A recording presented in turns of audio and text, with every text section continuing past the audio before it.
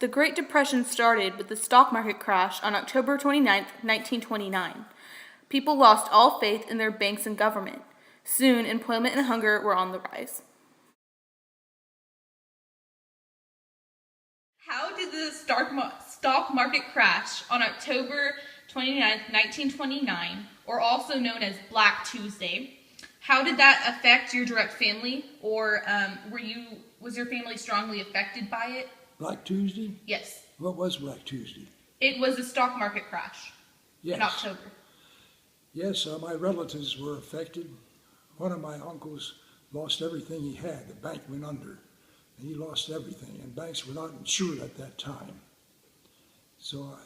But we were not affected because our bank did not go under. Do you remember if your family did anything to save money? Did they grow a garden or can their foods or anything like that? Yes.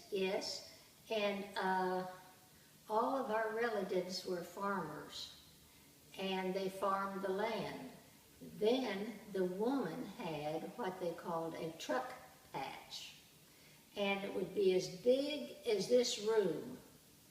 And they grew corn and beans and all kind of wonderful things to eat. The attack on Pearl Harbor began America's involvement in World War II. Soon, young men were drafted and shipped off all over the world to fight the communists. As soldiers were on the front line, Americans waited to hear news about their loved ones.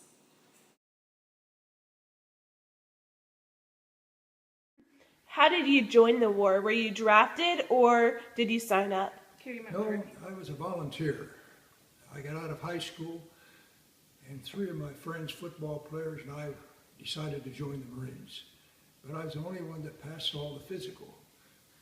One fellow was flat-footed, the other didn't have 20/20 vision, and the other had something else wrong with him. Why did you choose to be a Marine? Well, that's a good question. If I was smart, I would not have. But I thought I was tough. Everyone thinks they're tough, joins the Marines. What weapons did you use during the war? Well, I used a M1 rifle, a Springfield rifle. At the start of the war, they didn't have the M1s ready at that time. Then when I got into advanced training, I used a Browning automatic machine gun. They call them BARs, Browning automatics.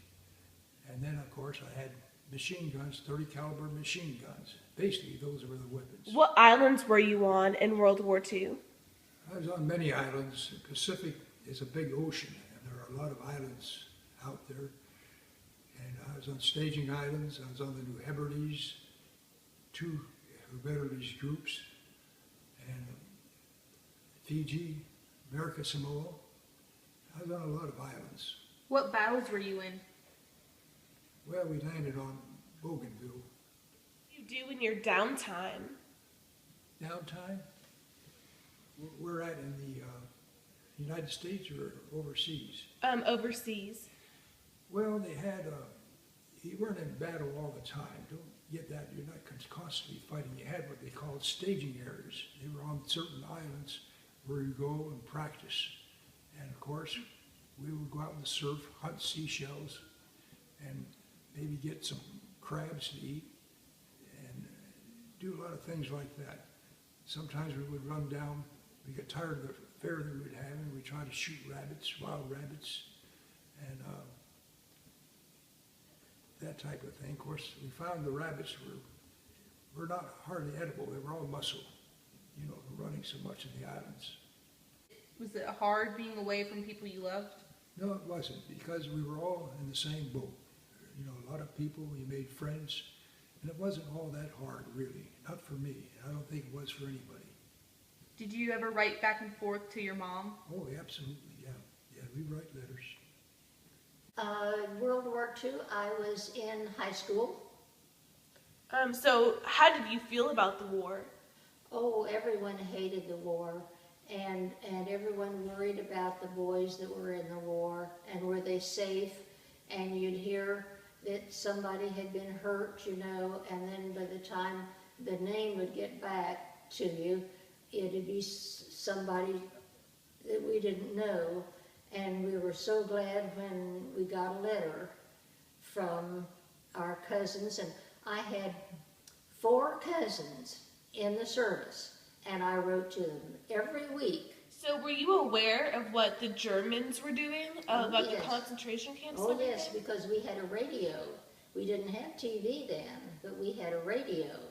And we listened to the radio all the time. And in the evening, we listened to Lowell Thomas and other people on the radio that told us what was happening.